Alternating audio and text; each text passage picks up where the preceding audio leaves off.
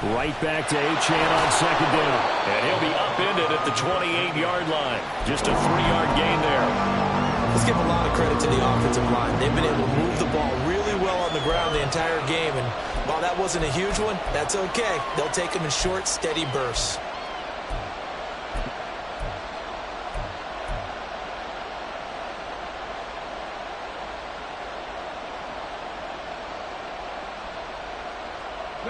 The offense on third down, they've been okay. 2 for 3 thus far.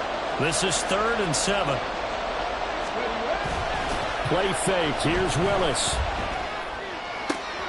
Pass taken in by his big tight end.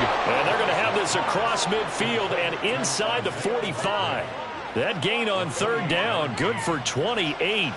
But give them credit for a good read right there because they read the man coverage on the right side and sent the tight end a few steps down the field and then angled him to the left on a crossing route. And he was able to get enough separation on this play to turn it into a nice gain. From Viking territory now, they'll come up 1st and 10 at the 44-yard line. Willis. They set up the screen. Achane has it. The first down screen pass, good for 5. And that's all about recognition right there because he's got to go from pass rush mode to pursuit mode, what defensive line coaches like to call retracing. And he's able to retreat and make the tackle for just a short gain. Option handoff now to Achane. And yet again, he's stopped behind the line of scrimmage. Great job by this Vikings defense. A loss on that play, and now third down gets tougher. 3rd and 6.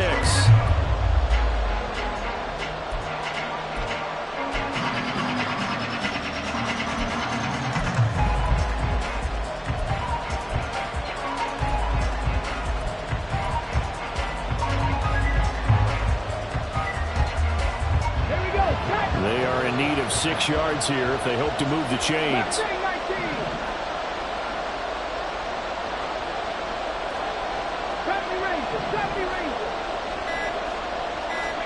On third down, it's Willis.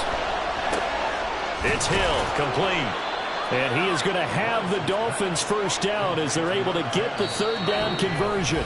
And now, defensively, they're going to burn their first timeout. Remember, they get an extra time built in coming up here shortly at the 2-minute warning.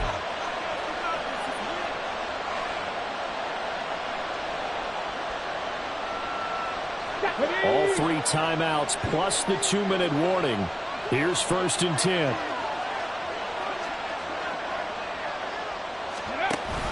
They give to Achane on the option. And he's going to take this ahead for right around 3 yards, but no more than that. 2nd down. 3 points separating these two sides with 2 minutes left to go in the 4th. So the Dolphins have it as we welcome you back in. They come up on a 2nd down now in a game that looks like it's going to go down to the wire.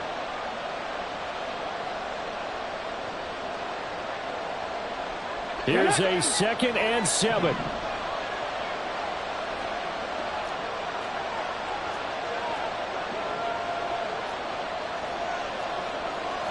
And now they'll shift things around.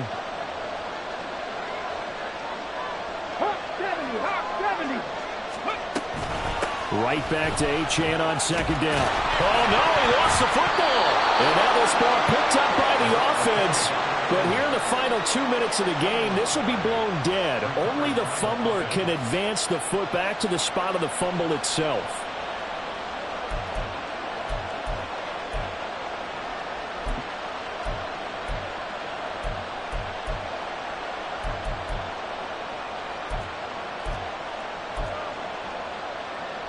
Plenty of time. All 3 timeouts still remain. Here's 1st and 10 now.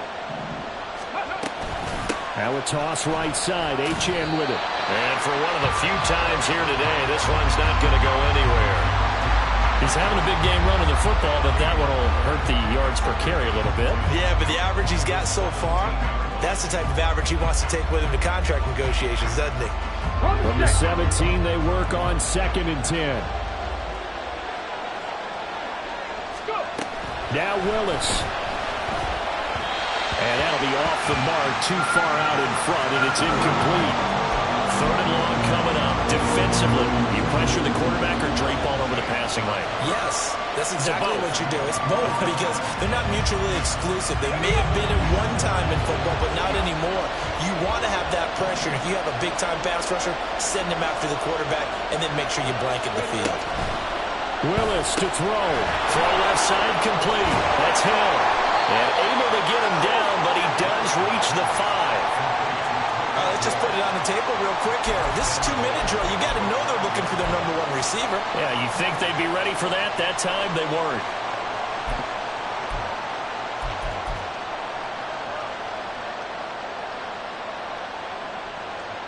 Here we go. First and goal.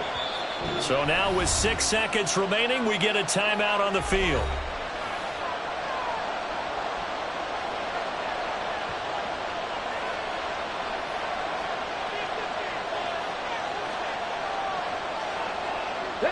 Only way to get the lead here, of course, with a touchdown. And that's what they're gunning for on first and goal. Back to the ground, Achane. And he's across for the touchdown, and it's likely the game winner here in the closing stages. Charles, that drive was perfect, methodical, executed so well, and they grabbed that lead with almost no time left for a last gasp from the other side. No way you could have drawn up a better final drive, because not only did they keep their eyes on the end zone, they made sure they bled the clock out as well and denied their opponent a chance to respond. That's just terrific situational football to end this one. And the kick makes it through, but flags come flying in as well. It appears we're going to get a roughing call tacked on.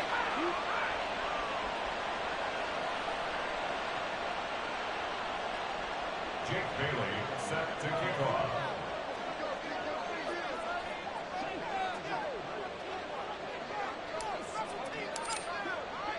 After the roughing penalty on the PAT, they'll kick off from 15 yards further upfield.